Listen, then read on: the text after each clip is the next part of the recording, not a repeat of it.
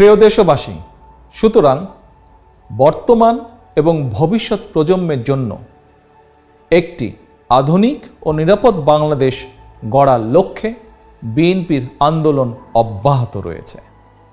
এই আন্দোলনকে সফল করতে নাগরিকদের লুণ্ঠিত ভোটের অধিকার পুনরুদ্ধারই বিএনপির প্রথম অগ্রাধিকার। লুণ্ঠিত ভোটের অধিকার পুনরুদ্ধারের চলমান এই আন্দোলনে বিএনপির অসংখ্য কর্মী হতাহত হয়েছেন। হামলা, মামলা, নির্যাতনের শিকারে পরিণত হয়েছেন আরও বহু। এই আন্দোলনে শহীদদের কাতারে সর্বশেষ সামিল হয়েছেন লক্ষ্মীপুরের সজীব। গণতন্ত্র, মানবাধিকার, ভোটের অধিকার প্রতিষ্ঠার চলমান এই আন্দোলনে শহীদদের মিছিল হয়তো আরও দীর্ঘ হবে। ক্ষমতা আঁকড়ে রাখতে ফ্যাসিস্টরা হয়তো আরও মরণ কামড় দেবে।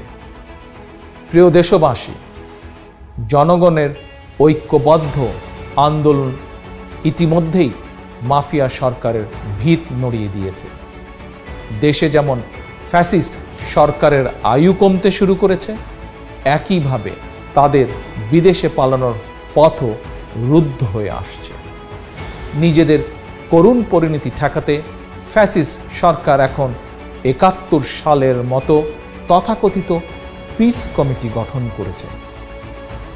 ৭১ সালে পিস কমিটি গঠন করেও হানাদার বাহিনী বাংলাদেশের স্বাধীনতা আন্দোলন দমাতে পারেনি। বর্তমানেও আওয়ামী পিস কমিটি দেশ এবং জনগণের স্বাধীনতা রক্ষার চলমান আন্দোলন দমাতে পারবেন না। স্লোগান তুলি, বাংলাদেশ যাবে কোন পথে? ফয়সালা হবে রাজপথে।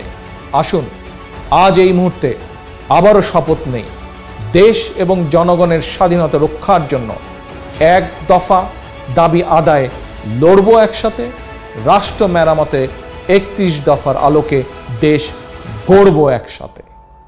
প্রিয় দেশবাসী, এবার যদি ফ্যাসিস্ট শেখ হাসিনা ২০১৪ এবং ২০১৮ সালের মতন জনগণের ভোট ডাকাতি করার সুযোগ পায়, তাহলে দেশ চূড়ান্তভাবে একটি অকার্যকর রাষ্ট্রে পরিণত হবে।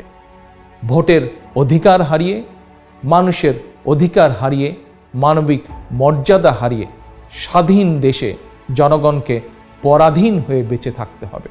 সুতরাং আপনার এবং আমার এবং আমাদের সকলের দৃঢ় এবং সাহসী সিদ্ধান্তের উপরে নির্ভর করছে গণতান্ত্রিকামী জনগণের নিরাপদ ভবিষ্যৎ।